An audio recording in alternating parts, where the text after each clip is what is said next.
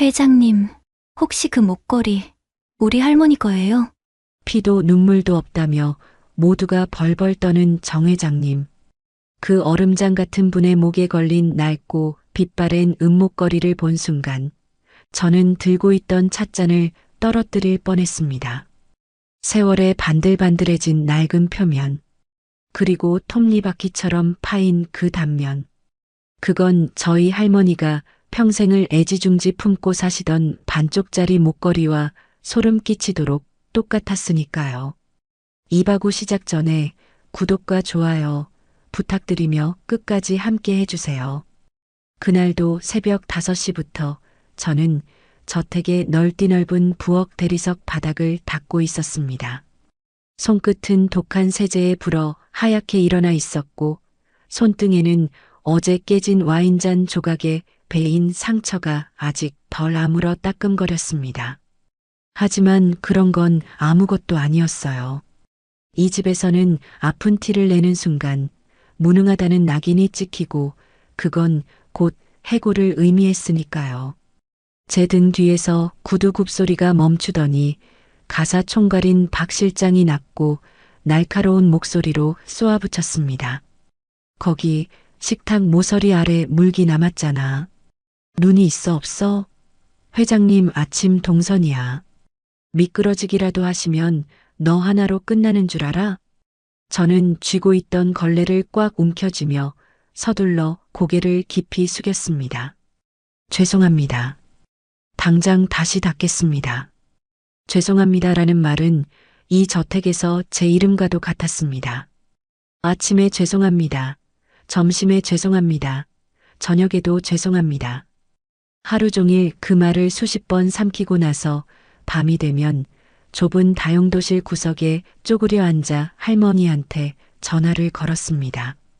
우리 똥강아지 밥은 먹었어? 하는 그 쉰 목소리를 듣고 나서야 겨우 오늘 하루치의 숨을 쉴 수 있었죠.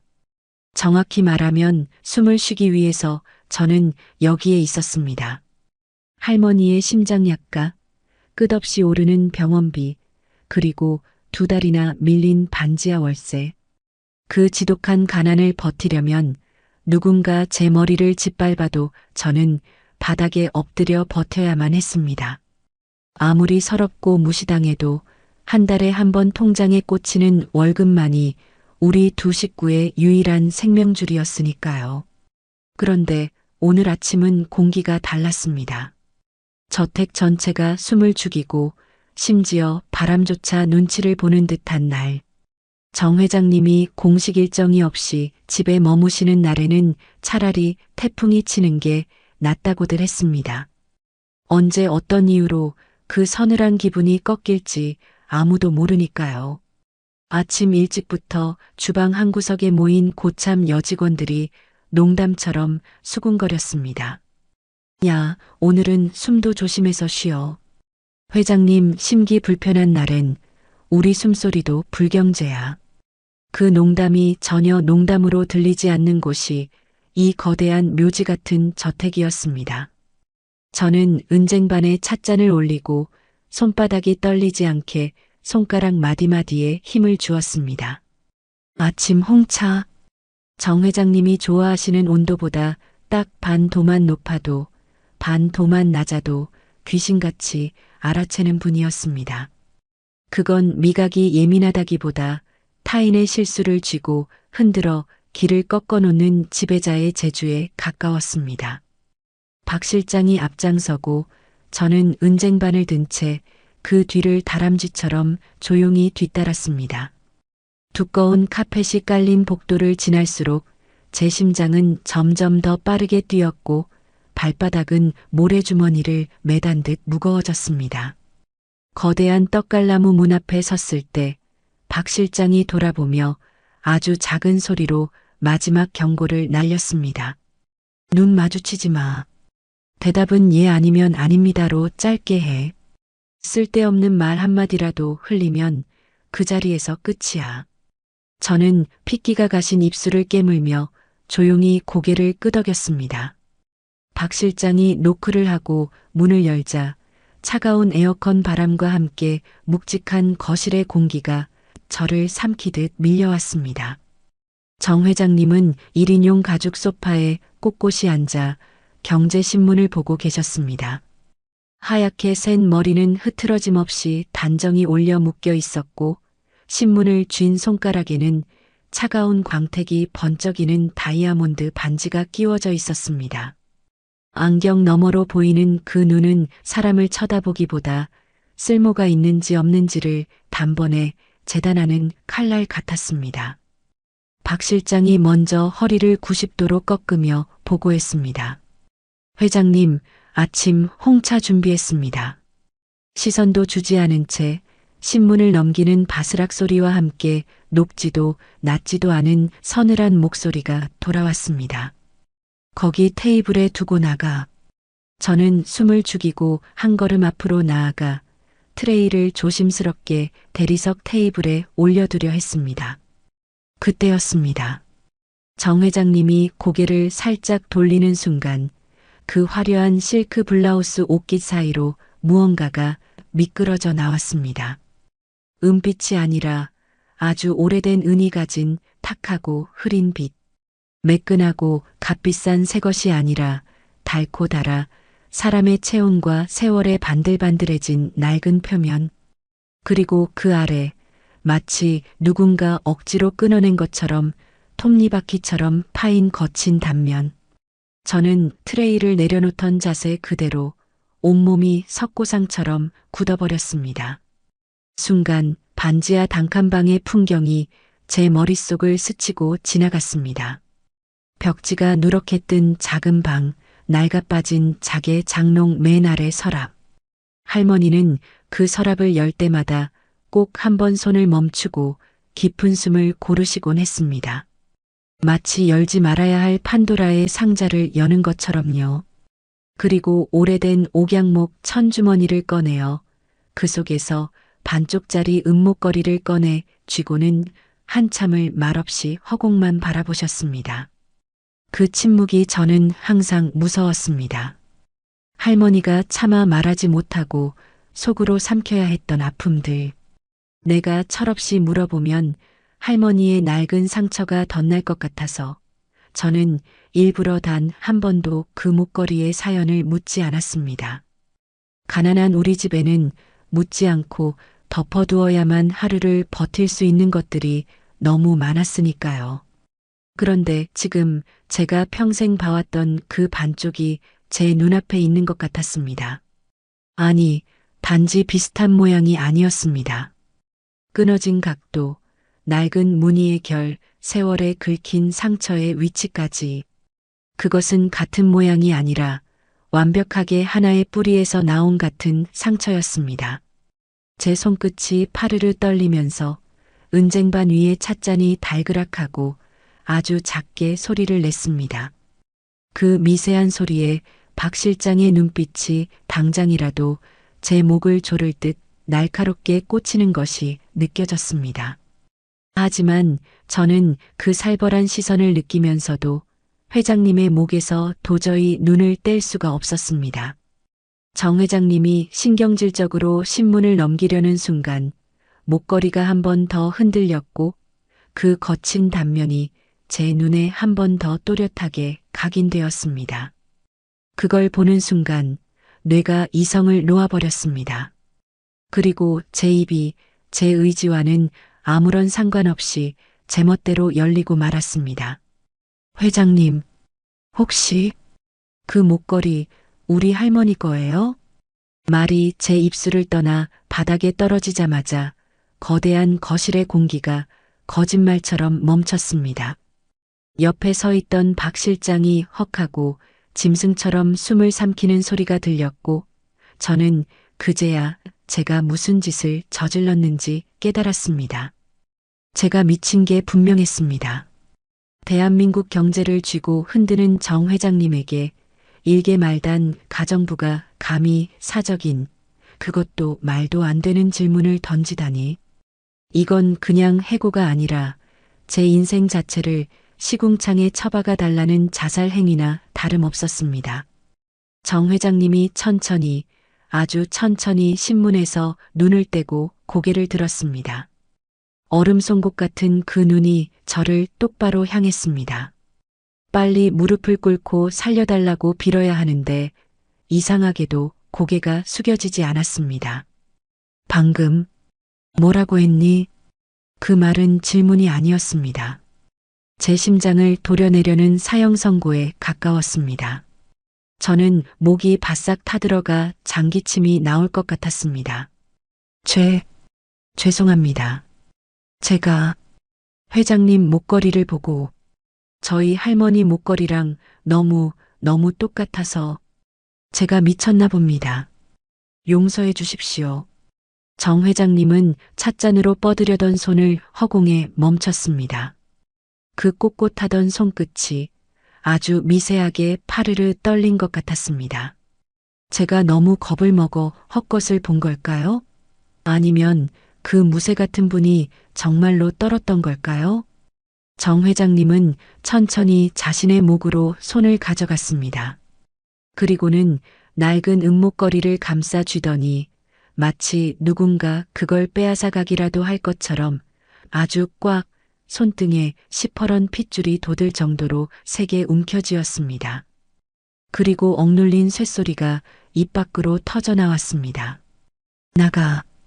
박 실장이 사색이 되어 제 팔뚝을 거칠게 움켜잡고 뒤로 잡아 끌었습니다. 저는 질질 끌려가면서도 저도 모르게 한마디를 더 내뱉으려 입을 달싹였습니다. 이러면 안 돼. 그만해. 머릿속에서는 경고 사이렌이 미친 듯이 울렸지만 목구멍 끝까지 차오른 질문이 가슴을 치고 올라왔습니다. 회장님, 그 목걸이 대체 어디서? 당장 나가라고 했어. 정 회장님의 고함이 거실 벽을 쩌렁쩌렁 울렸습니다. 태어나서 처음 듣는 평정을 완전히 잃은 날것의 분노이자 기묘한 비명이었습니다. 그 한 단어에 제 다리가 완전히 풀려버렸습니다. 박 실장은 짐짝처럼 저를 끌어내며 이를 빠득빠득 갈고 속삭였습니다. 너 미쳤어. 죽으려면 너 혼자 죽어. 이 미친 기집애야. 쾅 하고 무거운 문이 닫히고 복도로 내동댕이 쳐지자마자 저는 헐떡이며 숨을 크게 들이쉬었습니다. 심장이 갈비뼈를 부수고 튀어나올 것만 같았습니다. 박 실장은 제 얼굴 바로 앞까지 다가와 삿대질을 하며 으르렁댔습니다. 너 오늘로 아웃이야. 짐 싸. 당장 싸. 회장님이 저렇게 화내시는 거 나 10년 일하면서 처음 봤어. 너 같은 버러지 하나 밟아 죽이는 건 일도 아닌 분이야. 알아들어. 저는 입술이 파르르 떨렸습니다. 당장 쫓겨난다는 공포보다 더 무서운 건 전화를 기다리고 있을 할머니의 주름진 얼굴이었습니다. 제가 당장 길거리에 나앉으면 할머니의 그 비싼 약값은 누가 감당한단 말입니까? 눈물이 왈칵 쏟아질 것 같았습니다. 그때였습니다. 복도 저 끝에서 늘 회장님 곁을 그림자처럼 지키는 검은 정장의 최 비서가 빠른 걸음으로 다가오더니 박 실장에게 손짓을 했습니다. 박 실장은 황급히 표정을 바꾸며 최 비서 쪽으로 허리를 굽혔고 저는 바닥에 주저앉은 채 멍하니 두 사람의 대화를 듣게 되었습니다. 최 비서의 목소리는 낮고 은밀했습니다. 회장님이 당장 찾으십니다. 방금 그 아이 이름이 뭡니까? 아, 지혜요. 이지혜. 들어온 지 2달 된 말단입니다. 제가 지금 당장 내쫓으려던 참입니다. 최 비서가 차갑게 박 실장의 말을 잘랐습니다. 내쫓지 마세요. 신원조에서 다시 올리십시오. 가족관계, 본적, 현재 거주지, 그리고 보호자의 연령과 출신 지역까지 싹 다 조사해서 제 책상 위에 올려놓으세요. 박 실장이 눈을 동그랗게 뜨며 되물었습니다. 예. 아니, 해고가 아니라 조사를 하라고요? 대체 왜? 묻지 마십시오. 최 비서가 복도 끝 닫힌 문을 힐끗 돌아보며 낮게 덧붙였습니다. 회장님 눈빛이 평소와 완전히 달랐습니다. 무언가 충격을 받으신 것 같았습니다. 충격을 받았다. 정 회장님이 찔러도 피 한 방울 안 나올 것 같은 그 늙은 호랑이가 저는 바닥에 짚은 손바닥을 꼭 쥐었습니다. 손톱이 살을 파고들 정도로 꽉 쥐어야만 이 비현실적인 상황에서 정신을 붙들 수 있을 것 같았습니다. 그날 밤 늦게 저는 불 꺼진 다용도실 구석에 웅크려 앉아 할머니에게 전화를 걸었습니다. 늘 그랬던 것처럼 할머니, 식사는 하셨어요? 하고 씩씩하게 시작하려 했는데 이상하게 목소리가 목구멍에 턱 걸려 나오지 않았습니다. 긴 침묵이 흐르고 마침내 저는 떨리는 입술을 떼어 겨우 한마디를 꺼냈습니다. 할머니, 혹시 그 은목걸이 말인데요. 순간 전화기 너머에서 할머니가 받은 기침을 멈추고 숨을 길게, 아주 길게 들이쉬는 소리가 들렸습니다. 심장이 떨어질 듯한 정적. 그리고 아주 조용히 조금 전까지 다정했던 목소리가 싸늘하게 굳어지며 할머니가 말했습니다. 그걸 내가 왜 묻니? 평생 단 한 번도 들어본 적 없는 마치 낯선 사람의 경계심 가득한 그 한마디가 제 심장을 얼어붙게 만들었습니다. 저는 마른 침을 삼키며 더듬더듬 거짓말을 지어냈습니다. 아니에요. 그냥 오늘 청소하다가 TV에서 옛날 장신구 같은 게 나오길래 할머니 상자에 있던 그 은목걸이가 생각나서요. 그냥 옛날 거니까 혹시 비싼 건가 해서요. 거짓말은 서툴렀고 목소리는 형편없이 흔들렸습니다. 전화기 너머에서는 한동안 숨소리조차 들리지 않았습니다. 긴 침묵 끝에 할머니가 아주 느리게 그러나 단호하게 대답했습니다. 그거 아무것도 아니야. 쇳덩이만도 못한 거니까 신경 꺼라. 쓸데없는 소리 하지 말고 밥이나 챙겨 먹어. 끊는다. 뚜뚜뚜. 일방적으로 끊어진 전화기를 든 채 저는 다용도실 구석에 망연자실하게 주저앉았습니다. 아무것도 아니다. 평생을 그 낡은 옥양목 주머니에 싸서 애지중지 품고 사셨으면서 가끔 그걸 쥐고 남몰래 눈물을 훔치시는 걸 제가 몇 번이나 봤는데 할머니는 무언가를 숨기고 있었습니다. 아주 필사적으로요. 다음 날 새벽 저는 첫 차를 타고 제가 살던 반지하 단칸방으로 향했습니다. 원래는 한 달에 2번 주어지는 휴일에만 가는 곳이었지만 오늘은 도저히 참을 수가 없었습니다. 박 실장에게는 배가 너무 아파 병원 응급실에 다녀오겠다고 거짓말을 쳤습니다. 해고를 당하더라도, 아니, 당장 내일 쫓겨나더라도 그 목걸이를 제 눈으로 직접 확인해야만 했습니다. 낡은 초록색 대문을 열고 들어가니 퀴퀴한 곰팡이 냄새가 훅 끼쳐왔습니다. 할머니는 아침 일찍 폐지를 주우러 나가셨는지 방 안은 텅 비어 있었습니다. 저는 신발도 벗지 않은 채 방으로 뛰어들어가 곧바로 방구석에 놓인 낡은 자개 장롱을 열었습니다. 손이 덜덜 떨렸습니다. 맨 아래 서랍. 할머니가 도둑이라도 들까봐 옷가지들 맨 밑바닥에 깊숙이 숨겨두던 그 작은 나무 상자. 상자를 꺼내 뚜껑을 열자 익숙한 옥양목 주머니가 보였습니다. 저는 숨을 죽이고 조심스럽게 주머니의 끈을 풀었습니다. 달그락. 차가운 금속 덩어리가 제 손바닥 위로 떨어졌습니다. 창문 틈으로 들어오는 희미한 아침 햇살에 목걸이가 모습을 드러냈습니다. 너무 오래되어 거뭇하게 변색된 은, 그리고 가운데가 무언가에 의해 강제로 뜯겨나간 듯 톱니바퀴처럼 거칠게 파인 단면. 저는 숨을 헉 들이켰습니다. 어제 아침 정 회장님의 화려한 옷깃 사이로 드러났던 그 목걸이. 제 뇌리에 사진처럼 박혀있는 그 낡고 빛바랜 단면의 모양. 제 손바닥에 놓인 할머니의 반쪽짜리 목걸이 단면과 정 회장님의 목걸이 단면은 마치 원래 하나의 동그라미였던 것처럼 그 요철의 모양이 소름 끼치도록 정확히 들어맞을 것 같았습니다. 이건 우연히 비슷한 디자인일 수가 없었습니다. 세상에 오직 두 개뿐인 완벽한 한 쌍. 이게 왜? 다리에 힘이 풀려 그 자리에 주저앉았습니다. 손에 쥔 은목걸이가 얼음장처럼 차갑게 느껴졌습니다. 대한민국 경제를 쥐고 흔드는 피도 눈물도 없는 재벌 회장. 그리고 평생을 가난과 싸우며 폐지를 주어 저를 키운 우리 할머니.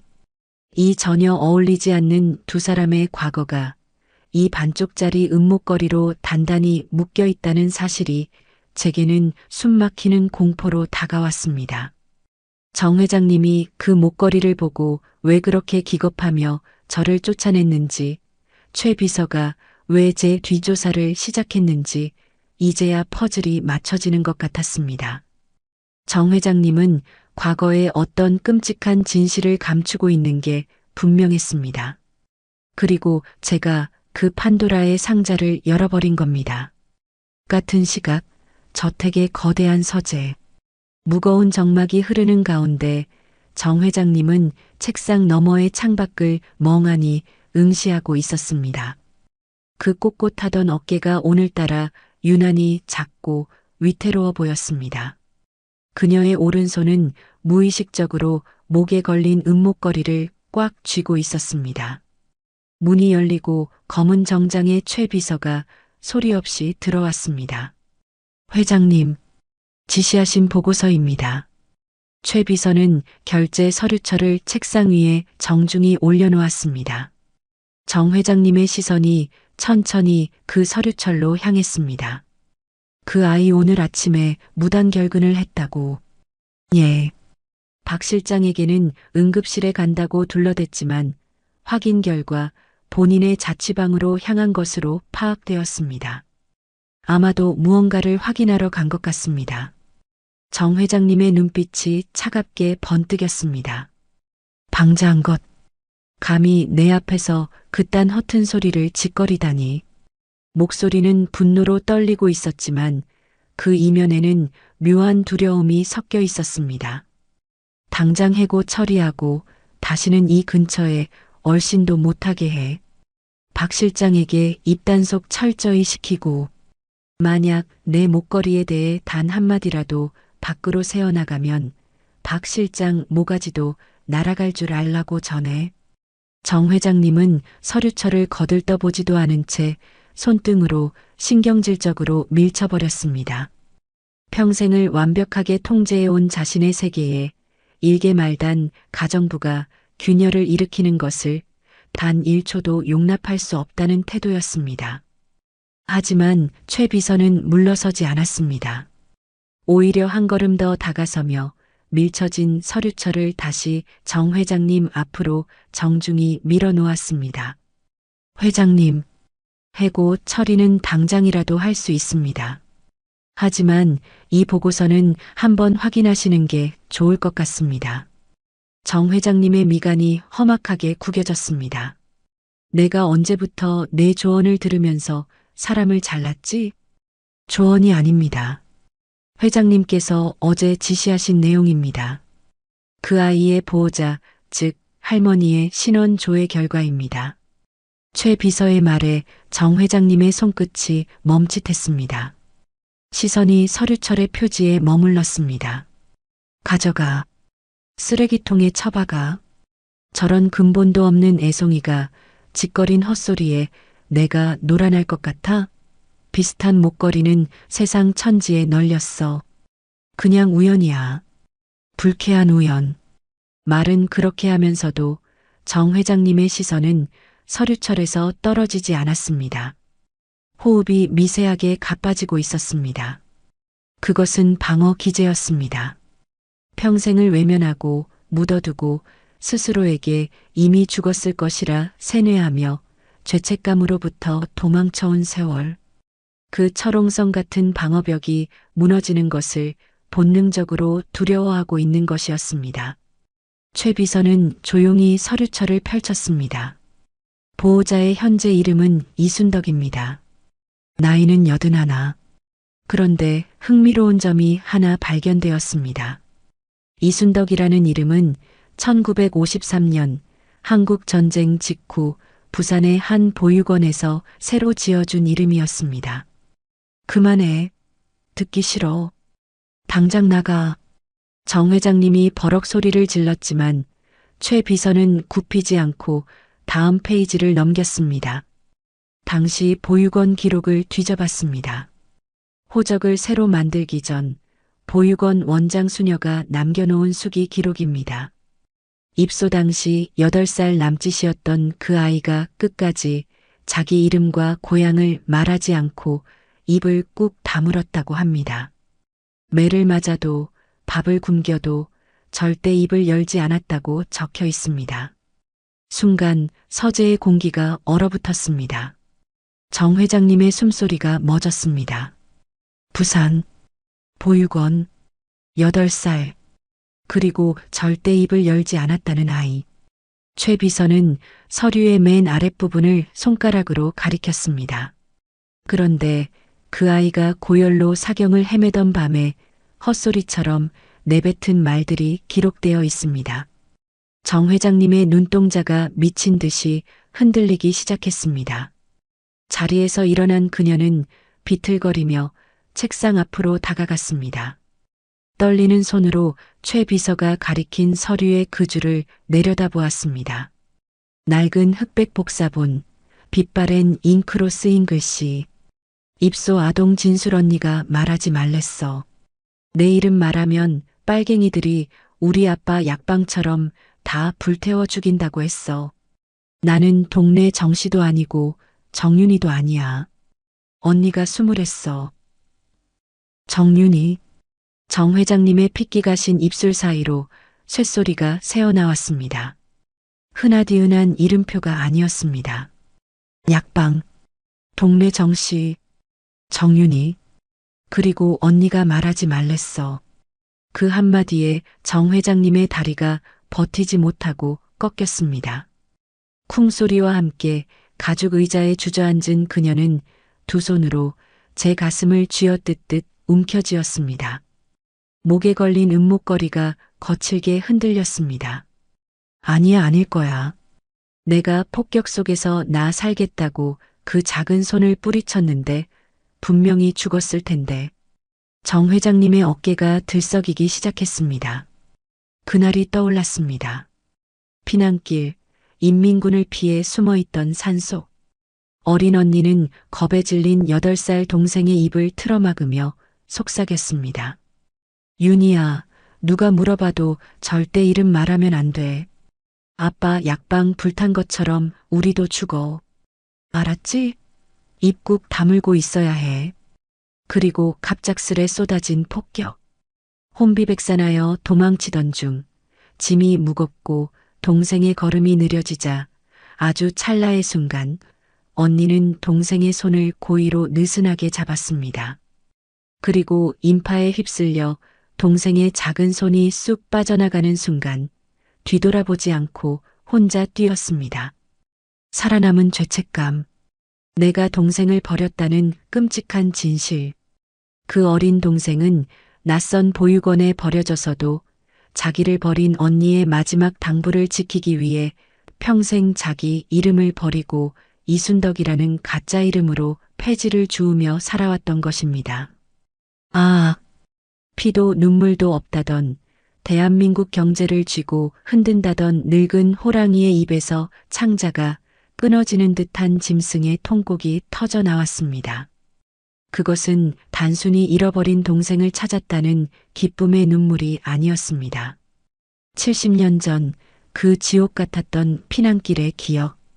폭격 소리와 사람들의 비명 속에서 재살겠다고 동생의 작은 손을 고의로 놓아버렸던 12살 소녀의 끔찍한 죄악이 멱살을 잡고 끌어올려지는 순간이었습니다. 정 회장님은 가죽 의자에서 바닥으로 굴러떨어지듯 주저앉아 두 손으로 바닥을 긁으며 오열했습니다. 윤희야, 내 동생, 윤희야, 내가 살아있었구나. 내가 살아서 나를 기다리고 있었어. 서류에 적힌 그 짧은 기록 한 줄이 비수가 되어 그녀의 심장을 난도질했습니다. 언니가 말하지 말랬어. 내 이름 말하면 빨갱이들이 우리 아빠 약방처럼 다 불태워 죽인다고 했어.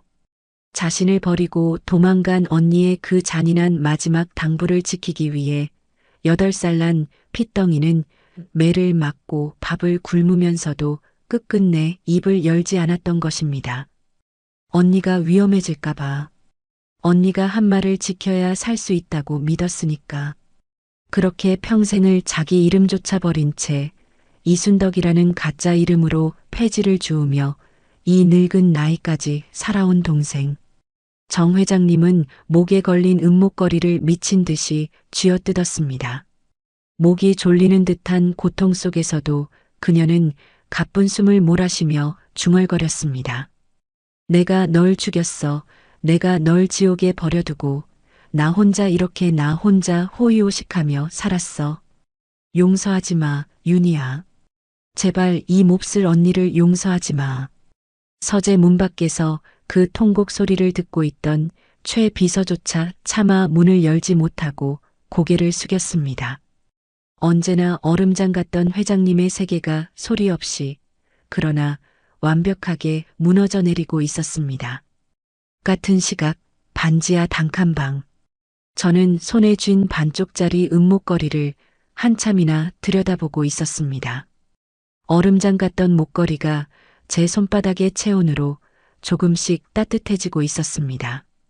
방 안은 고요했지만 제 머릿속은 폭풍우가 치는 것처럼 어지러웠습니다. 회장님의 목걸이와 우리 할머니의 목걸이.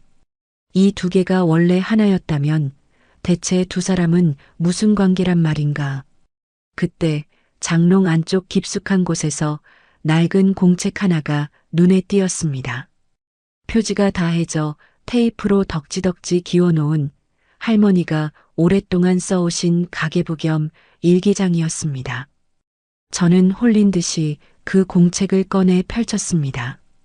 삐뚤빼뚤하게 쓰인 글씨들, 쌀 한 대박 가격, 제 교복가, 그리고 15년 전 돌아가신 우리 아빠의 제삿날을 표시해 둔 붉은 동그라미.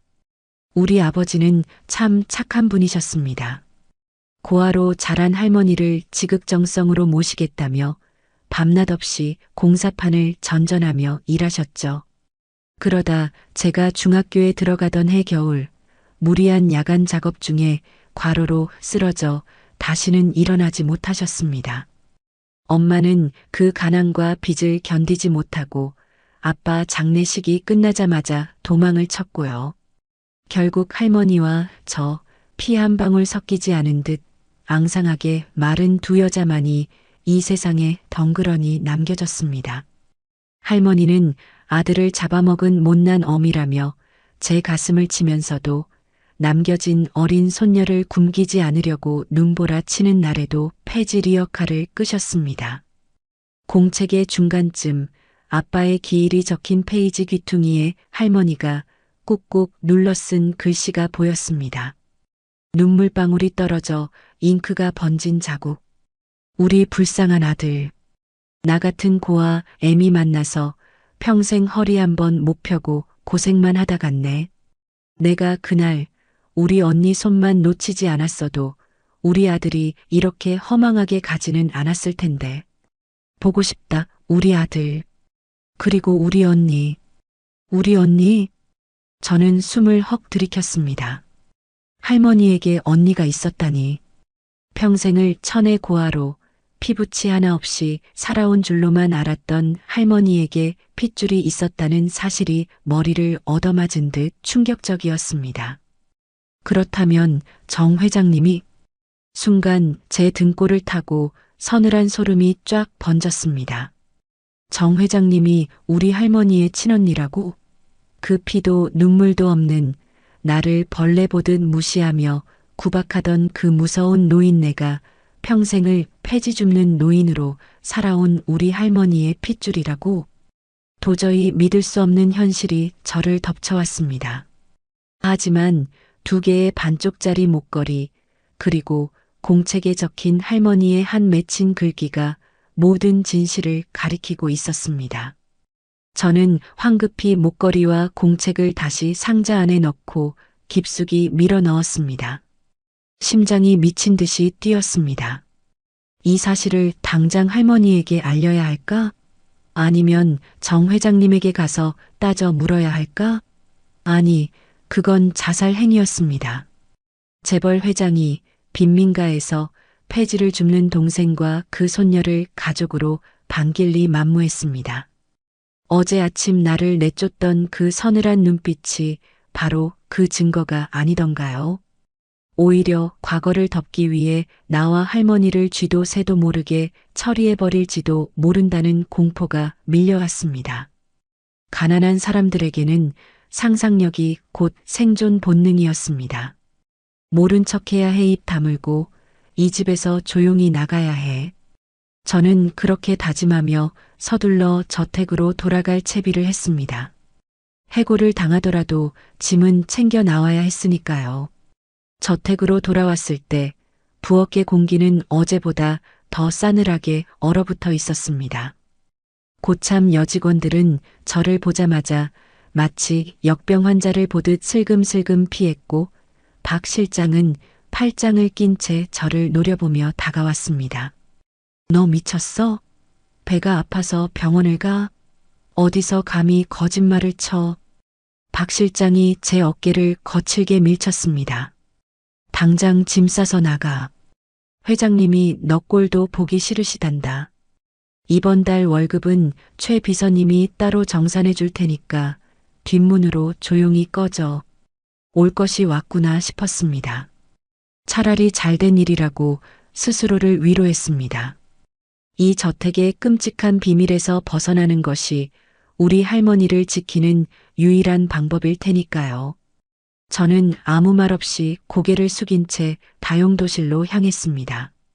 낡은 캐비닛에서 제 옷가지와 소지품을 챙겨 비닐봉지에 주섬주섬 담았습니다.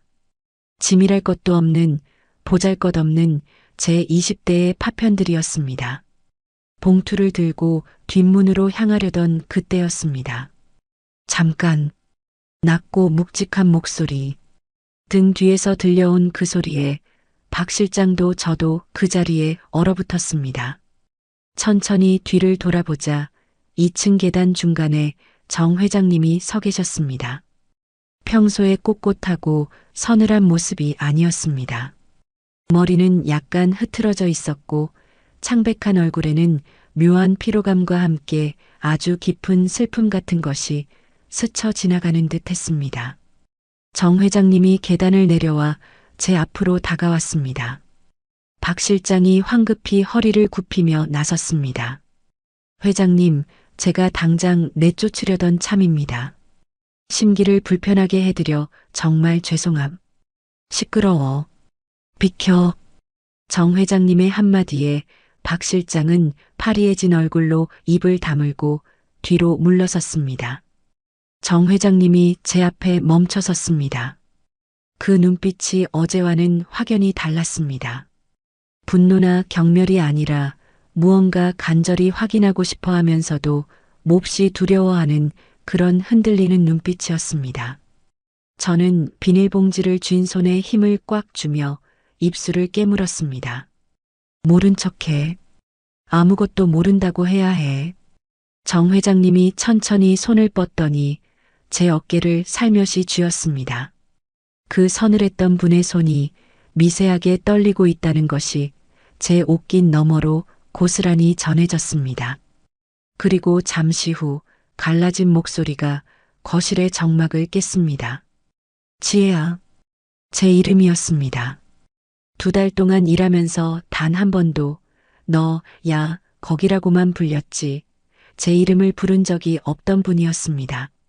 정 회장님이 제 눈을 똑바로 응시하며 물었습니다. 아주 조심스럽게 마치 살얼음판을 걷는 듯한 목소리로 내 할머니 왼쪽 귀 뒤에 동전만 한 붉은 흉터가 있니? 순간 제 숨이 턱 막혔습니다. 할머니가 머리를 묶으실 때마다 보이던 그 어릴 적 끓는 물에 데어 생겼다던 붉고 흉측한 화상 흉터. 할머니 본인과 평생 할머니의 목욕을 시켜드렸던 저만이 아는 그 은밀한 상처. 그것을 정 회장님이 묻고 있었습니다. 저는 대답을 찾지 못한 채 입술만 발삭였습니다. 아닙니다라고 거짓말을 해야 하는데 정 회장님의 그 젖은 눈동자를 보는 순간 제 방어벽이 와르르 무너져 내리는 것 같았습니다. 정 회장님의 눈에서 툭 하고 눈물 한 방울이 떨어져 제 손등 위로 떨어졌습니다. 얼음장 같던 분이 너무나도 뜨거운 눈물이었습니다. 말해다오 제발 내 동생, 윤희가 맞니? 정 회장님의 핏기 가신 입술이 파르르 떨리고 있었습니다. 제 손등 위로 떨어졌던 그 한 방울의 뜨거운 눈물은 마치 끓는 납덩이처럼 제 살갗을 파고드는 것 같았습니다. 저는 그의 무너져 내릴 것만 같은 정 회장님의 시선을 피하며 한 걸음 뒤로 물러섰습니다. 숨이 턱턱 막혀왔습니다. 무슨 말씀을 하시는 건지 모르겠습니다. 저희 할머니 이름은 이순덕입니다. 동생분을 잘못 찾으신 것 같습니다. 저는 목소리를 애써 쥐어짜며 비닐봉지를 움켜쥐었습니다. 거짓말이었습니다. 머릿속에서는 방금 전 보았던 할머니의 일기장과 낡은 옥양목 주머니, 그리고 그 화상 흉터가 미친 듯이 소용돌이치고 있었습니다. 하지만 무서웠습니다. 이 거대한 저택과 그 안에 도살인 70년 전의 끔찍한 비밀, 평생을 패지나 주우며 살아온 우리 할머니가 자기를 버리고 도망간 이 잔인한 재벌 회장과 마주했을 때 받을 상처가 두려웠습니다. 저는 할머니를 지켜야만 했습니다. 제가 뒷걸음질 치며 돌아서려 하자 정 회장님이 다급하게 제 옷소매를 부여잡았습니다. 평생 남의 옷깃조차 쥐어본 적 없을 것 같은 그 앙상하고 주름진 손이 제 싸구려 점퍼 자락을 생명줄처럼 틀어쥐고 있었습니다. 거짓말 마라, 내 눈동자가 다 말해주고 있잖니. 내 동생, 내 윤희 왼쪽 귀 뒤에 어릴 적 가마솥 물이 튀어 생긴 그 흉터가 있잖아. 정 회장님의 목소리는 이내 짐승의 쇳소리처럼 갈라지기 시작했습니다. 그리고 그 애가 잠투정할 때마다 우리 엄마가 아니, 내가 맨날 불러주던 그 노래 은자동아 금자동아 앞산에 뜬 달덩이야 그거 할머니가 안 부르시든 평생 그걸 입에 달고 살았을 텐데. 순간 저는 벼락을 맞은 듯 그 자리에 굳어버렸습니다. 은자동아 금자동아 앞산에 뜬 달덩이야.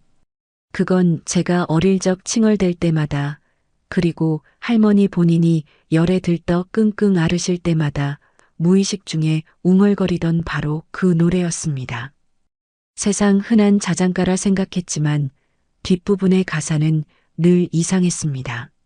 앞산에 뜬 달덩이라는 가사는 어디에서도 들어본 적 없는 할머니만의 기묘한 노랫말이었으니까요. 제 눈동자가 크게 흔들리는 것을 본 정 회장님은 더 이상 참지 못하고 제 앞에 털썩 주저앉았습니다. 맞구나, 맞지? 내가 윤희 손녀딸이지? 내 동생이 살아서 나를 기다리고 있었구나. 거실 한 구석에서 숨죽이고 있던 박 실장과 직원들이 경악하며 입을 틀어막았습니다. 대한민국 경제계를 호령하며 청와대 인사 앞에서도 꼿꼿이 고개를 들던 정 회장. 그 피도 눈물도 없다던 철의 여인이 말단 가정부에 싸구려 점퍼 자락을 부여잡고 바닥에 엎드려 통곡하고 있었습니다. 회장님, 이러지 마세요. 일어나세요. 저는 당황하여 정 회장님의 팔을 부축하려 했지만 그녀는 오히려 바닥에 이마를 처박으며 오열했습니다. 내가 죽일 년이다. 내가 짐승만도 못한 년이야. 내 할머니를, 내 피부치를 그 지옥불 같은 피난길에 버려두고 나 혼자 살겠다고 도망친 년이 바로 나다. 거실의 대리석 바닥이 정 회장님의 눈물로 흥건하게 젖어 들어갔습니다. 12살 나도 고작 12살이었어. 등에는 이불짐이 무겁고 윤희는 계속 울면서 보채고 뒤에서는 총소리가 나고 나도 무서웠어. 그래서 아주 잠깐 손을 놨는데 인파에 쓸려가서 찾을 수가 없었어. 그것은 변명이 아니라 70년 동안 단 한순간도 스스로를 용서하지 못했던 한 인간의 피 끓는 참회였습니다. 평생을 단 하루도 두 다리 뻗고 자본 적이 없어. 그 애가 살아서 나를 원망할까봐, 아니, 어디선가 얼어 죽었을까봐 밥을 먹어도 모래알 같았고, 돈을 쓸어 모아도 마음은 늘 지옥이었어. 지혜야, 내가 내 할머니한테 무슨 짓을 한 거니? 그 처절한 통곡 앞에 제 마음속에 쌓여있던 분노와 경계심이 거짓말처럼 허물어지기 시작했습니다. 그건 악당의 눈물이 아니었습니다. 살아남은 자의 지독한 형벌을 견뎌온 또 다른 상처 입은 영혼의 절규였습니다. 저는 천천히 무릎을 꿇고 앉아 제 점퍼 주머니에 손을 넣었습니다. 그리고 새벽에 챙겨온 그 낡은 옥양목 주머니를 꺼냈습니다. 제 손바닥 위에 놓인 반쪽짜리 은목걸이. 정 회장님은 울음을 멈추고 멍하니 제 손바닥을 내려다보았습니다. 그녀의 목에 걸려있던 나머지 반쪽이 덜그럭거리며 흔들렸습니다. 정 회장님의 떨리는 손이 제 손바닥 위로 다가왔습니다. 그녀는 자신의 목걸이를 풀어 제 손에 있는 목걸이의 단면에 조심스럽게 아주 천천히 맞추어 보았습니다. 톱니바퀴처럼 거칠게 파여있던 두 개의 단면. 70년이라는 잔인한 세월 동안 닳고 긁혔건만 두 조각은 찰칵 하는 아주 작은 소리와 함께 원래의 둥근 모양으로 완벽하게 맞물렸습니다. 마치 찢어졌던 심장이 다시 하나로 이어지는 것 같은 서늘하고도 경이로운 순간이었습니다. 아, 정 회장님은 하나가 된 목걸이를 가슴에 품고 짐승처럼 울부짖었습니다. 윤희야, 내 동생아. 저 역시 더 이상 참지 못하고 눈물을 쏟아냈습니다. 평생을 외롭게 견뎌온 우리 할머니의 구분 등 빚에 쫓기다 억울하게 죽은 우리 아빠의 얼굴이 스쳐 지나가며 가슴이 찢어질 듯 아팠습니다. 회장님, 아니 할머니. 제가 처음으로 내뱉은 그 호칭에 정 회장님은 번쩍 고개를 들었습니다. 눈물이 범벅이 된 그녀의 얼굴에 믿을 수 없다는 듯한 표정이 번졌습니다. 지혜야, 아가, 내가 나를, 이 몹쓸 할미를 그렇게 불러주는 거니? 저는 눈물을 닦으며 고개를 끄덕였습니다. 피는 물보다 진했고 70년의 한은 단숨에 허물어질 만큼 뜨거웠습니다. 정 회장님은 저를 와락 끌어안았습니다. 깡마른 몸에서 느껴지는 체온은 평생 얼어있던 사람이라고는 믿을 수 없을 만큼 따뜻했습니다. 가자. 한참을 오열하던 정 회장님이 저를 부축하며 자리에서 일어났습니다. 그녀의 눈빛은 아까의 무너진 모습이 아니었습니다. 무언가 결연한 의지로 단단하게 빛나고 있었습니다.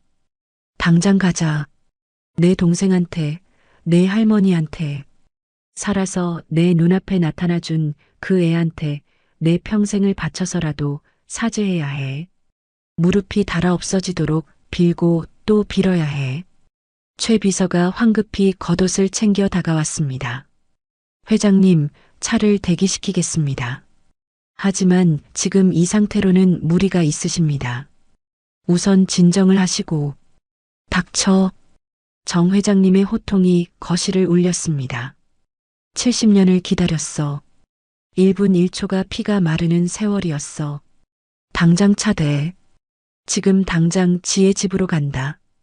그것은 명령이자 평생의 죄악을 끊어내기 위한 절박한 외침이었습니다. 저는 정 회장님의 손을 꽉 잡았습니다. 앙상하고 차가웠던 그 손에 핏기가 돌고 있었습니다. 차창 밖으로 저택의 풍경이 빠르게 스쳐 지나갔습니다. 저는 불안한 마음으로 앞을 바라보았습니다. 할머니는 평생 언니를 그리워하면서도 언니의 마지막 당부 때문에 평생을 도망치듯 숨어 살았습니다. 그런 할머니가 70년 만에 나타난 자기를 버리고 간 언니를 알아볼 수 있을까? 아니, 그 원망과 상처를 용서할 수 있을까? 검은색 대형 세단이 빈민가의 좁고 가파른 골목길을 거칠게 올랐습니다. 바닥이 긁히는 소리가 요란했지만 정 회장님은 아랑곳하지 않았습니다. 차가 멈춰 서기가 무섭게 그녀는 수행원의 부축도 뿌리친 채 문을 박차고 나갔습니다. 여기냐 여기야? 가쁜 숨을 몰아쉬는 정 회장님의 시선이 허름한 초록색 철 때문에 꽂혔습니다. 칠이 벗겨지고 녹슨 대문. 그 너머로 보이는 곰팡이 핀 담벼락. 대한민국 최고 재벌의 친동생이 평생을 숨어 살았던 곳이라고는 믿기지 않을 만큼 남루한 풍경이었습니다. 네, 이쪽입니다. 계단 조심하세요, 할머니. 제가 떨리는 손으로 정 회장님을 부축하며 앞장섰습니다.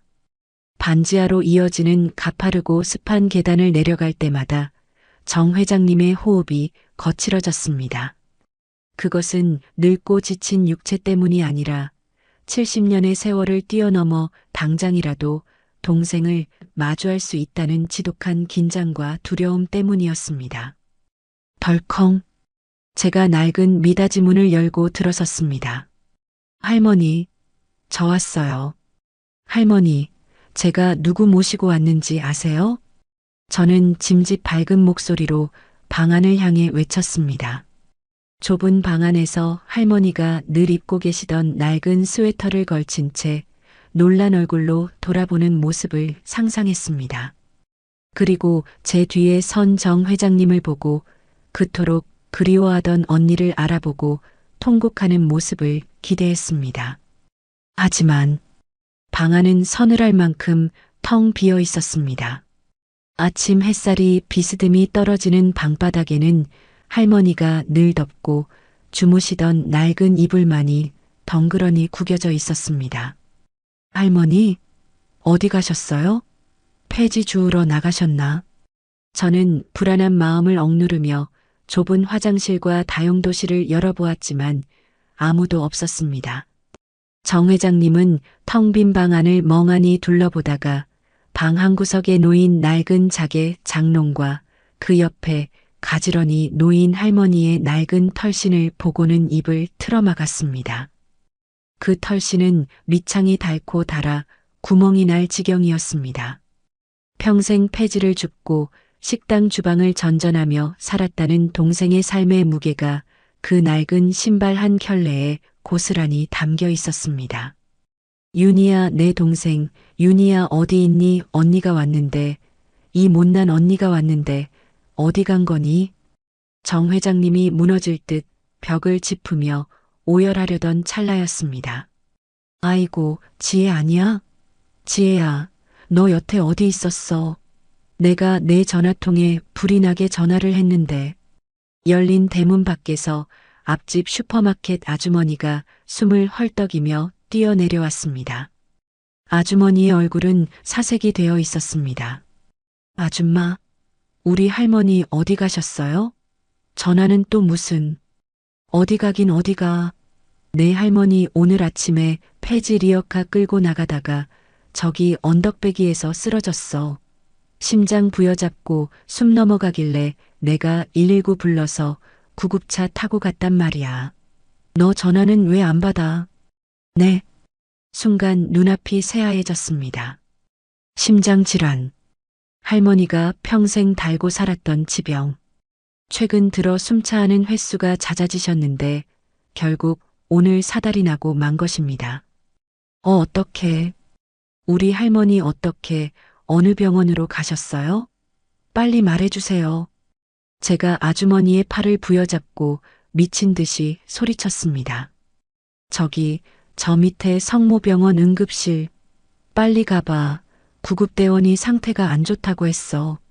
아주머니의 말이 채 끝나기도 전에 정 회장님이 비틀거리며 제 손을 낚아챘습니다. 그녀의 눈빛은 아까의 오열하던 모습이 아니라 마치 전쟁터 한복판에 선 야수처럼 매섭게 빛나고 있었습니다. 최 비서, 정 회장님의 호통이 반지하 골목을 쩌렁쩌렁 울렸습니다. 당장 성모병원 응급실로 차 돌려. 그리고 지금 당장 우리 그룹 의료재단 흉부외 과장한테 전화해서 수술팀 전원 대기시키라고 해. 헬기를 띄우든 앰뷸런스를 띄우든 내 동생 살려낼 최고 진료진 당장 긁어 모아. 예, 회장님. 당장 조치하겠습니다. 최 비서가 황급히 전화를 걸며 차를 대기시켰고 정 회장님은 제 팔을 꽉 잡고 이끌었습니다. 울지 마, 지혜야. 안 죽어. 내 동생, 내가 어떻게 찾은 동생인데 절대 안 죽어. 하늘이 두 쪽 나도 내가 살려낼 거다. 그것은 동생을 향한 피 맺힌 약속이자 하늘을 향한 오만한 선전포고였습니다. 차 안은 미칠 듯한 정적이 흘렀습니다. 정 회장님은 덜덜 떨리는 손으로 하나로 합쳐진 은목걸이를 꽉 쥐고 있었습니다. 마치 그 목걸이가 할머니의 생명줄이라도 되는 것처럼. 같은 시각 정 회장님의 저택 거실. 회장님이 남기고 간 핏빛 소동의 여파가 가라앉기도 전에 두 대의 고급 세단이 저택 마당으로 미끄러져 들어왔습니다. 차에서 내린 것은 그룹의 부회장인 정태수, 그리고 그의 측근인 기획조정실장이었습니다. 정태수는 정 회장님이 30대 젊은 시절 고아의 지독한 외로움을 견디다 못해 보육원에서 후원하며 거두어 키운 양자였습니다. 겉으로는 효자인 척하지만 평생 피 한 방울 섞이지 않은 핏줄에 콤플렉스를 안고 정 회장님이 쓰러지기만을 호시탐탐 노려온 검은머리 짐승이었습니다. 박 실장, 방금 전에 어머니가 갑자기 뛰어나가셨다며? 어디 편찮으신 건가? 정 부회장이 거만한 태도로 소파에 앉으며 물었습니다. 박 실장은 눈치를 보며 머뭇거렸습니다. 회장님이 절대 입 밖으로 내지 말라던 엄명이 있었지만 눈앞의 부회장 역시 당장 제 모가지를 날릴 수 있는 권력자였으니까요. 그게 편찮으신 건 아니고 어떤 사람을 찾으러 가셨습니다. 사람? 어머니가 사람을 찾아? 70평생 피부치 하나 없이 독불장군으로 살아온 노인네가 누굴 찾아? 저기 그게 동생분을 찾으셨다고. 뭐? 정 부회장이 용수철처럼 튀어올랐습니다. 그의 얼굴이 사색이 되었습니다. 동생이라니? 어머니는 고아 출신이야. 피부치가 어디 있어? 너 지금 무슨 헛소리를 짓거리는 거야? 아, 아닙니다. 아까 그 쫓겨나려던 가정부 애가 회장님 잃어버린 친동생의 친손녀라고 목걸이도 맞추고 막 우시고. 박 실장의 더듬거리는 말에 정 부회장과 실장의 얼굴이 잿빛으로 변했습니다.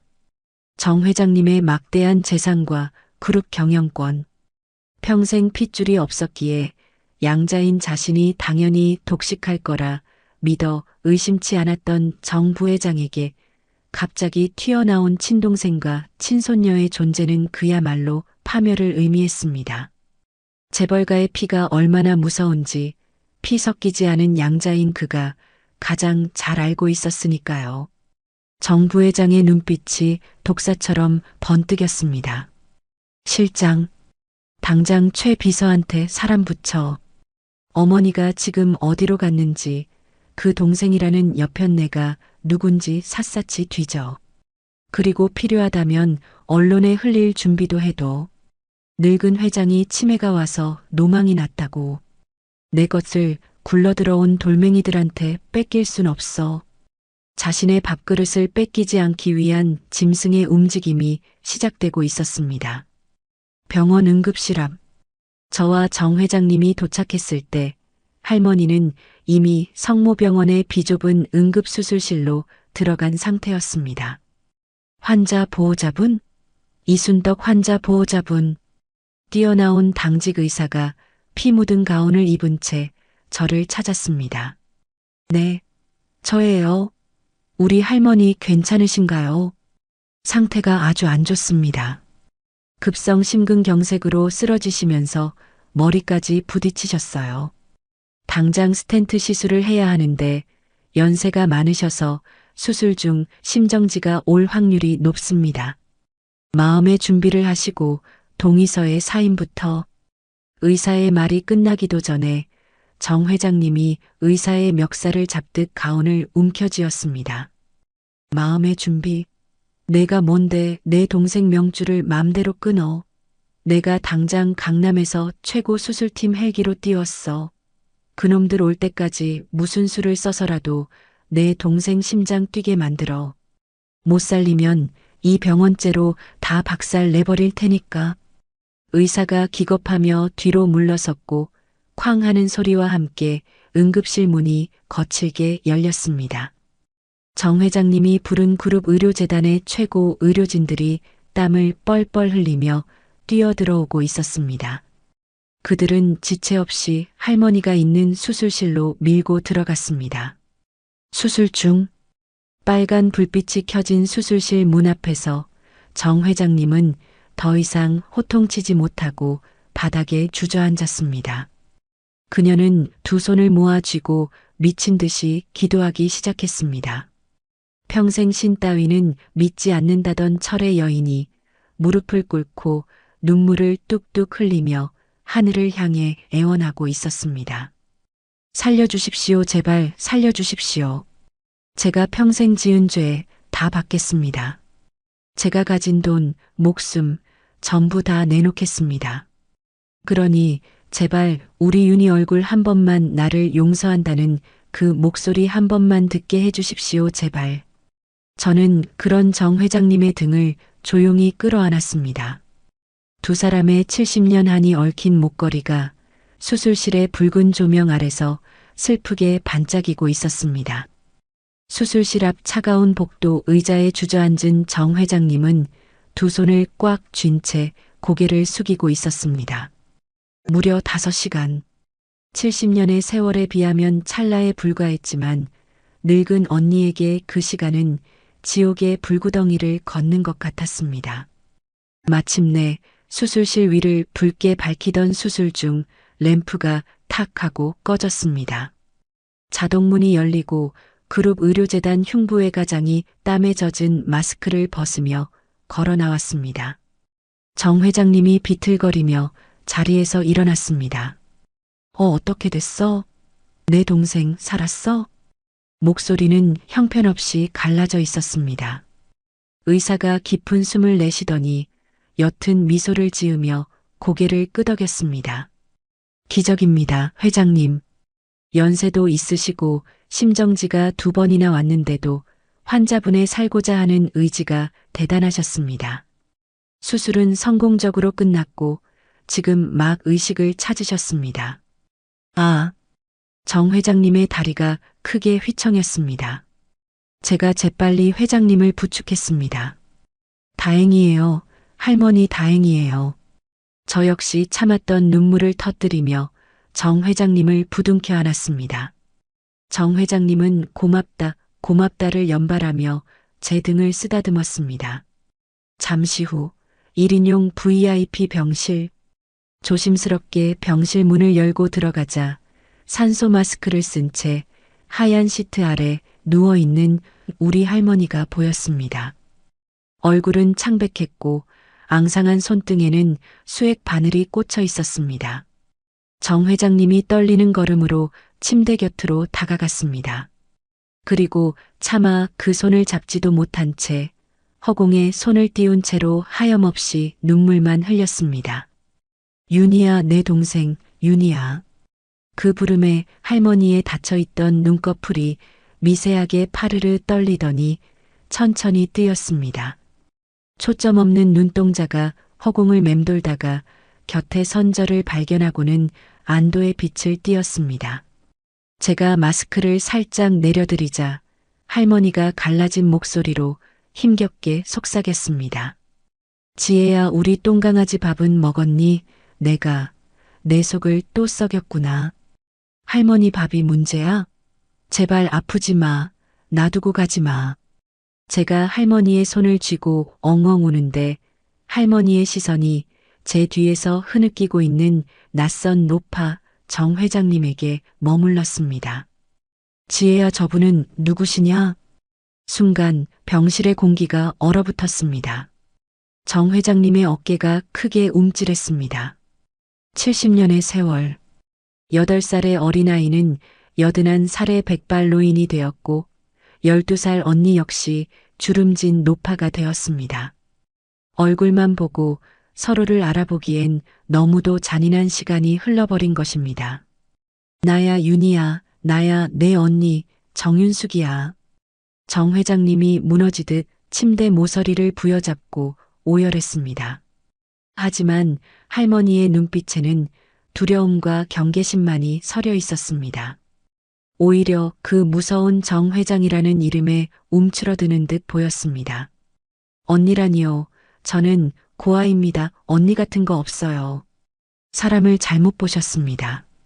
할머니는 고개를 돌리며 제 손을 더 꽉 쥐었습니다. 그것은 단순한 기억 상실이 아니었습니다. 8살 때 이름을 말하면 죽는다는 언니의 마지막 당부를 지키기 위해 평생을 스스로 세뇌하며 살아온 지독한 자기방어 기제였습니다.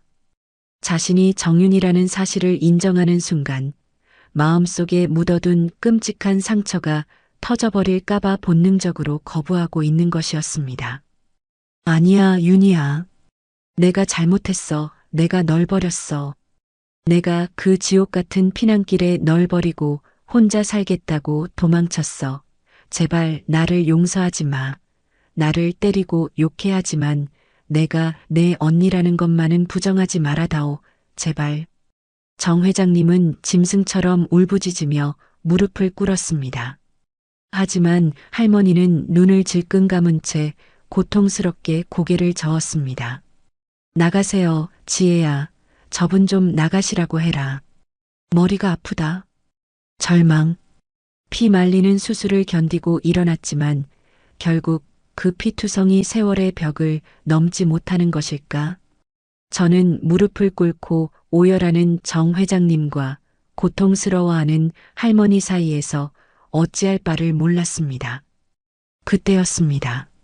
정 회장님이 천천히 고개를 들더니 바닥에 꿇어앉은 채로 아주 작고 떨리는 목소리로 노래를 부르기 시작했습니다. 은자동아 금자동아. 눈물에 젖어 쉰 목소리. 하지만 그 가락만큼은 70년 전 등 뒤에서 칭얼대던 동생을 달래주기 위해 부르던 12살 소녀의 그 음정 그대로였습니다. 앞산에 뜬 달덩이야, 뒷산에 뜬 별덩이야. 병실 안을 채우는 그 처연한 자장가 소리에 질끈 감겨있던 할머니의 눈꺼풀이 번쩍 뜨였습니다. 할머니의 앙상한 몸이 사시나무 떨듯 미친 듯이 떨리기 시작했습니다. 은자동아, 금자동아, 앞산에 뜬 달덩이야. 세상 어디에도 없는 오직 자신을 업어 키우던 언니만이 불러주던 그 기묘하고도 따뜻했던 노랫말.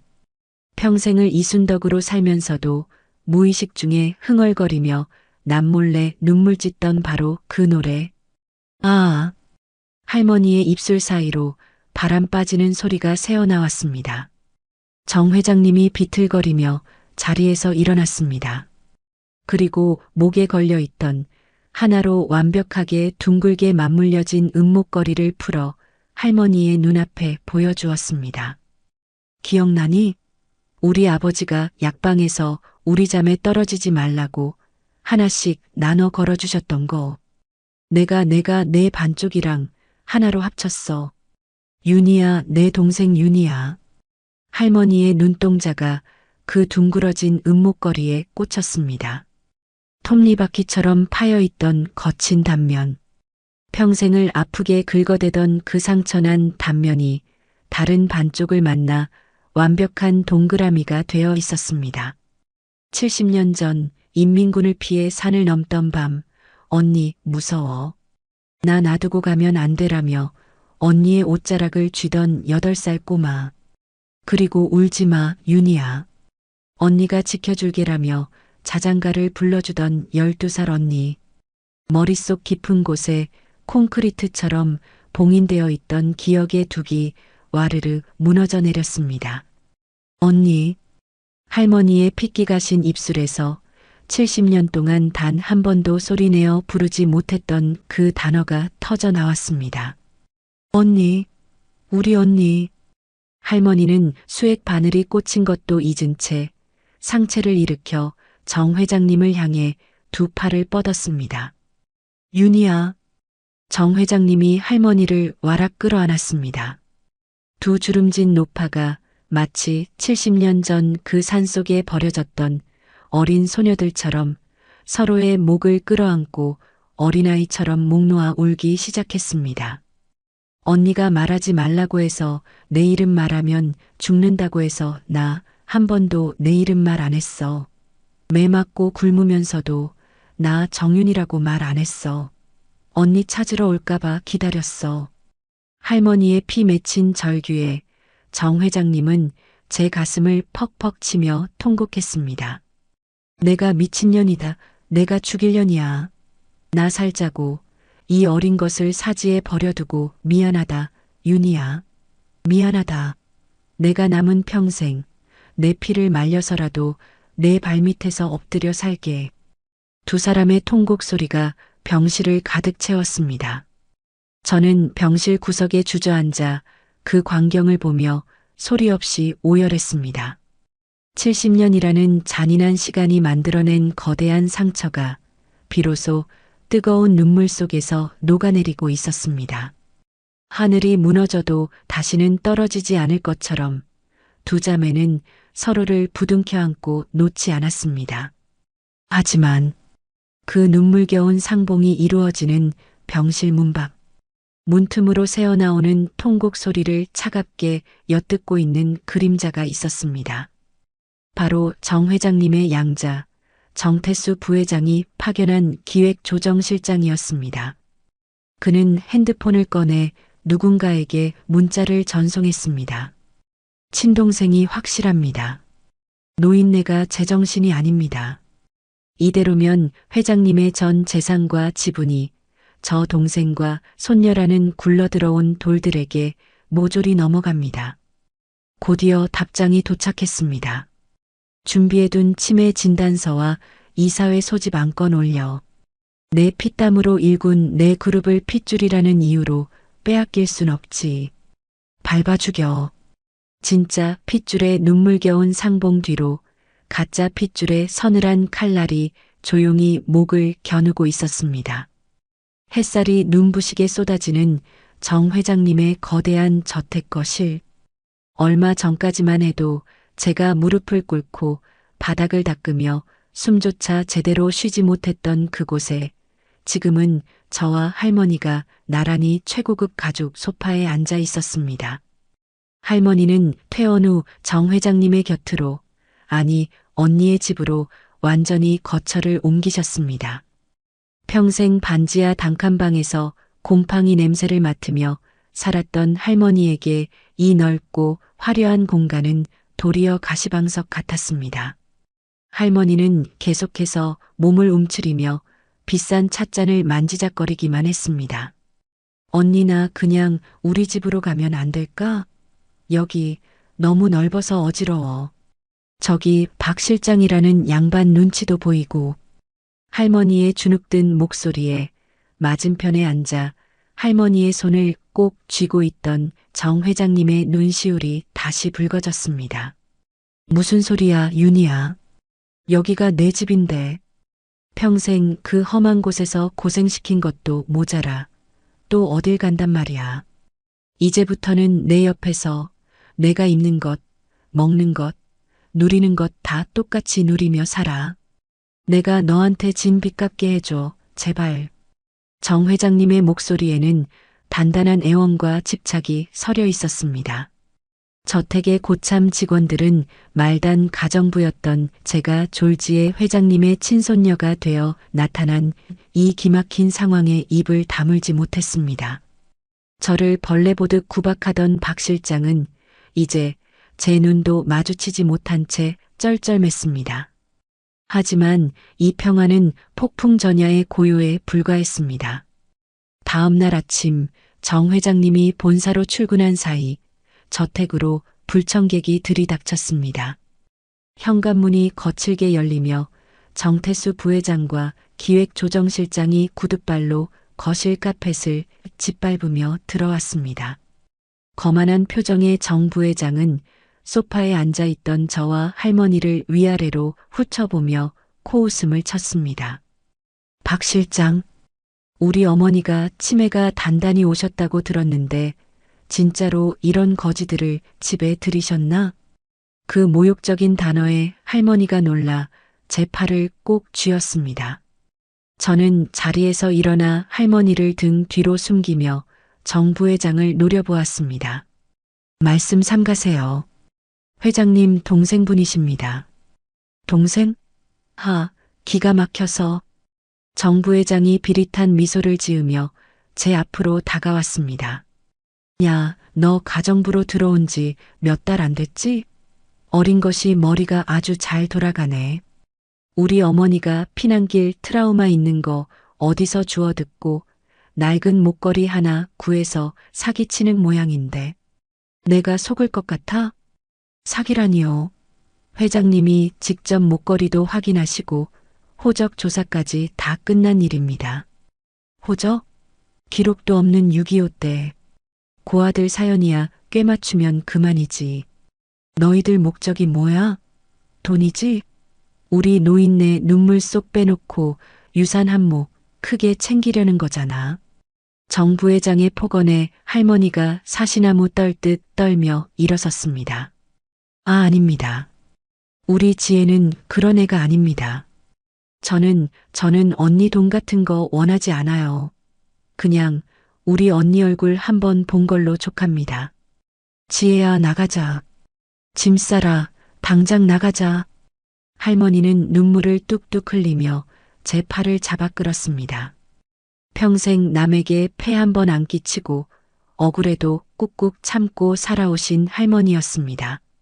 돈 때문에 사기꾼 취급을 받는 이 끔찍한 모멸감을 견디실 수 있을 리 없었습니다. 정 부회장이 지갑에서 백지수표 한 장을 꺼내 거실 테이블 위로 툭 던졌습니다. 이봐, 할머니. 이 정도면 폐지 줍는 일은 그만할 수 있을 거야. 이것 갖고 조용히 떨어져. 만약 내일까지 안 나가면 당신들 사기죄로 경찰에 쳐넣고 언론에 얼굴 다 뿌려버릴 테니까. 재벌 회장 속여먹은 빈민가 꽃뱀 조선이라고. 그의 눈빛은 핏줄을 빼앗길지도 모른다는 공포와 분노로 도끼 있게 번뜩이고 있었습니다. 저는 덜덜 떨고 있는 할머니를 끌어안고 이를 악물었습니다. 가져가세요. 우리는 돈 때문에 온 게 아닙니다. 안 치워. 정 부회장이 버럭 소리를 지르려던 찰나였습니다. 네 이놈. 거실 전체가 쩌렁쩌렁 울리도록 거대한 사자후가 터져나왔습니다. 정 부회장과 기획조정실장이 소스라치게 놀라 뒤를 돌아보았습니다. 어느새 현관문 앞에 선 정 회장님이 지팡이로 대리석 바닥을 쾅 내리치며 서 있었습니다. 그녀의 눈빛은 살기를 띤 야수처럼 번뜩이고 있었습니다. 어머니? 아니, 회사에 계셔야 할 분이 어떻게 벌써? 정 부회장의 얼굴이 하얗게 질렸습니다. 정 회장님은 뚜벅뚜벅 걸어와 정 부회장의 뺨을 가차없이 후려쳤습니다. 짝! 날카로운 마찰음이 저택을 울렸습니다. 정 부회장이 고개가 꺾인 채 비틀거렸습니다. 내가 널 거두어 내 성을 주고 밥을 먹인 건 사람 구실을 하라는 뜻이었다. 감히 내 목숨 같은 내 동생한테, 내 손녀딸한테 백지수표를 던져 내깟 놈이 내 피부치한테 사기꾼 운운하며 협박을 해. 어머니, 저 노인네한테 완전히 속고 계신 겁니다. 저것들은 어머니 재산을 노리고 접근한 버러지들이라고요. 정 부회장이 악에 받쳐 소리쳤습니다. 그래, 내가 늙고 병들어서 판단력이 흐려졌다고? 그래서 내 놈이 기조실장 앞세워서 이사회에 내 치매 진단서를 위조해 올리고 날 해임한 뒤 그룹을 통째로 삼키려 했더냐? 그 말에 정 부회장과 기조실장의 눈이 튀어나올 듯 커졌습니다. 정 회장님이 품에서 서류 봉투 하나를 꺼내 부회장의 얼굴에 집어 던졌습니다. 내 놈들이 뒤에서 무슨 수작을 부리는지 내가 모를 줄 알았더냐? 가짜 진단서 만든 병원장, 내 놈 뒷돈 받은 이사들 명단, 오늘 아침 검찰에 전부 넘겼다. 넌 이제 내 아들이 아니라 회사 돈 횡령하고 회장 해임 모의한 파렴치한 범죄자일 뿐이야. 어머니, 그건 오해십니다. 저는 어머니를 지키려고. 정 부회장이 무릎을 꿇으며 변명하려 했지만 정 회장님의 눈빛은 얼음장처럼 차가웠습니다.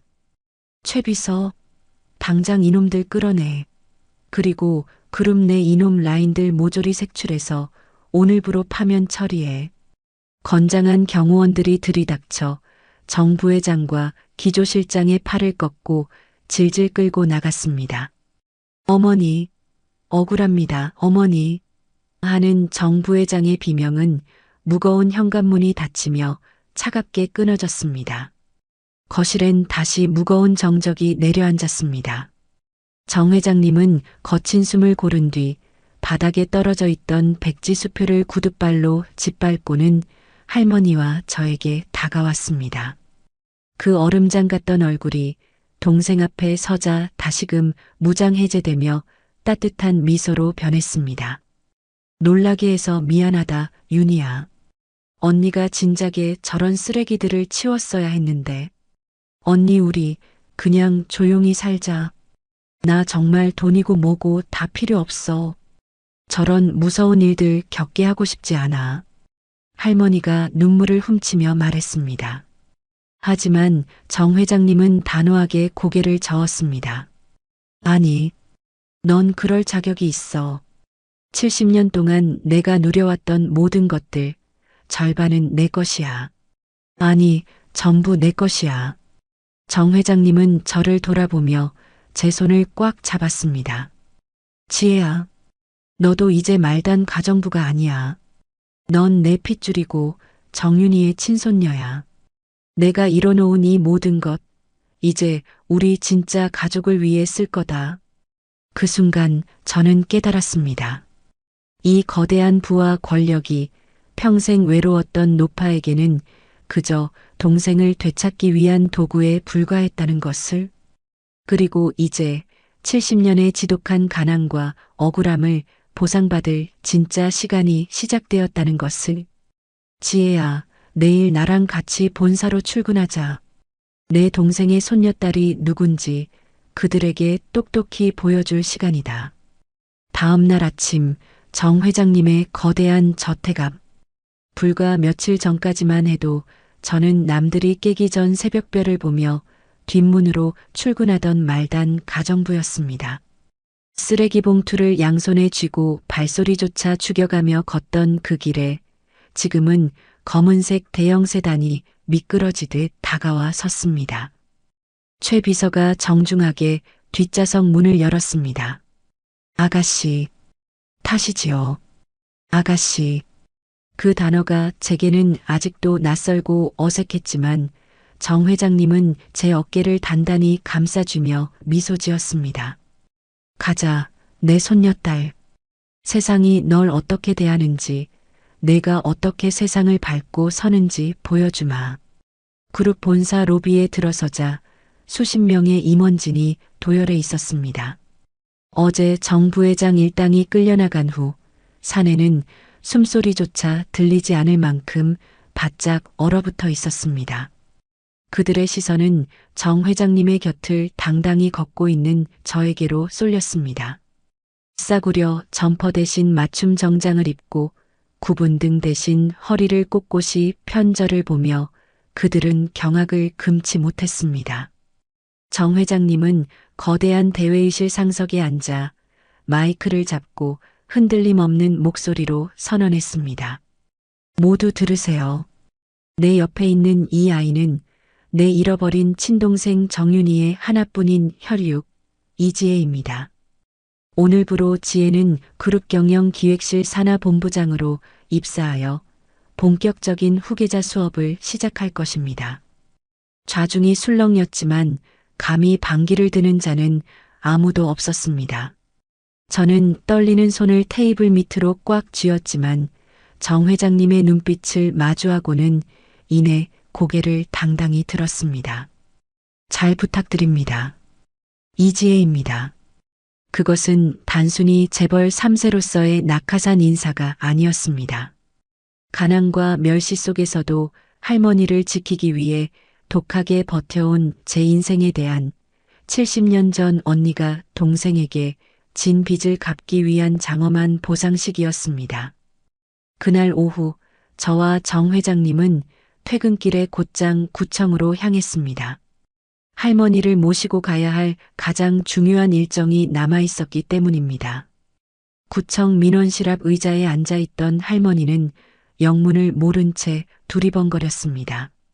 언니, 여기가 어디라고 온 거야? 무슨 복잡한 서류 뗄 일이 있어서. 정 회장님이 할머니의 주름진 손을 꼭 쥐며 서류 한 장을 내밀었습니다. 가족관계 등록부 정정 및 개명 허가 신청서. 윤희야, 넌 이제 이순덕이 아니야. 고아도 아니고 폐지 줍는 늙은이도 아니야. 넌 내 동생 정윤이야. 할머니의 눈동자가 흔들렸습니다. 70년 전 인민군을 피해 산을 넘던 그 밤, 내 이름 말하면 죽어라는 언니의 마지막 당부를 지키기 위해 스스로의 입을 틀어막고 평생을 남의 이름으로 살아야 했던 그 잔인한 세월. 내가 다시 정윤이가 된다고? 그래. 이제 아무도 널 해치지 못해. 내가 널 지킬 거야. 세상이 두 쪽 나도 내 목숨을 걸고서라도 내 진짜 이름을 되찾아 줄게. 할머니는 떨리는 손으로 만년필을 쥐었습니다. 서류의 맨 아랫부분에 70년 동안 단 한 번도 써보지 못했던 세 글자를 천천히 써내려갔습니다. 정윤희? 글씨가 삐뚤빼뚤했지만 그 어떤 명필보다도 아름답고 숭고했습니다. 할머니는 그 세 글자를 쓰며 소리 없이 눈물을 뚝뚝 흘렸습니다. 저 역시 할머니의 어깨를 감싸 안고 함께 울었습니다. 그것은 단순한 서류 쪼가리가 아니라 잃어버린 70년의 삶을 온전히 되찾는 부활의 의식이었습니다. 몇 달의 시간이 폭풍처럼 흘렀습니다. 겨울이 지나고 따뜻한 봄바람이 저택의 넓은 정원을 채우기 시작할 무렵, 주말 오후 거대한 다이닝룸의 식탁에는 화려한 프렌치 코스 요리 대신 소박한 된장찌개와 고등어구이, 그리고 윤기가 흐르는 쌀밥이 차려져 있었습니다. 할머니가 직접 팔을 걷어붙이고 만드신 우리 집 밥상이었습니다. 언니 간이 맞나 모르겠네. 평생 식당 주방에서 찌개 끓이던 솜씨라 언니 입맛에 맞을지. 할머니가 쑥스러운 듯 국자를 내려놓으시자 정 회장님은 숟가락으로 국물을 푹 떠서 입에 넣고는 눈을 지그시 감았습니다. 맛있다, 정말 맛있다, 윤희야. 내가 평생 먹어본 밥 중에 제일 따뜻하고 맛있어. 정 회장님의 눈가에 맺힌 눈물방울을 보며 할머니도 환하게 웃으셨습니다. 저는 그 두 분의 모습을 보며 제 밥그릇에 수북이 쌓인 고등어 살코기를 한 입 가득 베어 물었습니다. 할머니, 나 그룹 복지재단 이사장 맡기로 한 거 알지? 나 할머니처럼 혼자서 병원비도 못 내고 폐지 주우시는 어르신들 돕는 일부터 시작할 거야. 회장님이, 아니 큰할머니가 팍팍 밀어주신대. 제 말에 할머니가 제 등을 토닥였습니다. 그래, 우리 똥강아지. 내가 고생을 해봐서 그 마음을 잘 알지. 언니, 우리 지혜가 기특한 생각했네. 그럼, 내 손녀딸인데 당연하지. 내가 이룬 돈, 이제 그런데 쓰라고 있는 거다. 정 회장님이 저를 보며 호탕하게 웃으셨습니다. 피도 눈물도 없다던 철의 여인은 이제 온데간데 없고 그저 동생과 손녀딸 앞에서 한없이 자상하고 푸근한 큰할머니만이 남아 있었습니다. 식사가 끝나고 세 사람은 나란히 소파에 앉아 정원의 벚꽃이 흩날리는 풍경을 바라보았습니다. 정 회장님이 무심코 자신의 목을 매만졌습니다. 화려한 진주 목걸이도 값비싼 다이아몬드도 없는 그녀의 목에는 오직 하나 낡고 빛바랜 은목걸이만이 걸려 있었습니다. 두 개의 반쪽이 만나 찰칵하고 완벽한 동그라미로 맞물려진 그 목걸이. 이 목걸이가 아니었다면 우리는 영영 서로를 못 찾았을지도 모르지. 정 회장님이 나지막이 중얼거리자 할머니가 그 목걸이 위로 자신의 주름진 손을 폭에 얹었습니다. 아니야, 언니. 목걸이가 없었어도 핏줄은 어떻게든 다시 만나게 되어 있었을 거야. 돌고 돌아서라도 결국은 이렇게 만났을 거야. 저는 두 분의 손 위에 제 손을 조용히 겹쳤습니다. 서늘한 은빛 금속이 세 사람의 체온을 받아 세상 어떤 보석보다도 따뜻하게 빛나고 있었습니다. 햇살은 부드러웠고 정원에는 봄바람이 불어왔습니다. 70년의 지독했던 겨울이 끝나고 비로소 진짜 봄이 찾아온 것입니다. 이 낡고 빛바랜 반쪽짜리 은목걸이가 마침내 하나의 완벽한 동그라미로 이어지면서 오늘의 이바구는 여기까지입니다. 끝까지 함께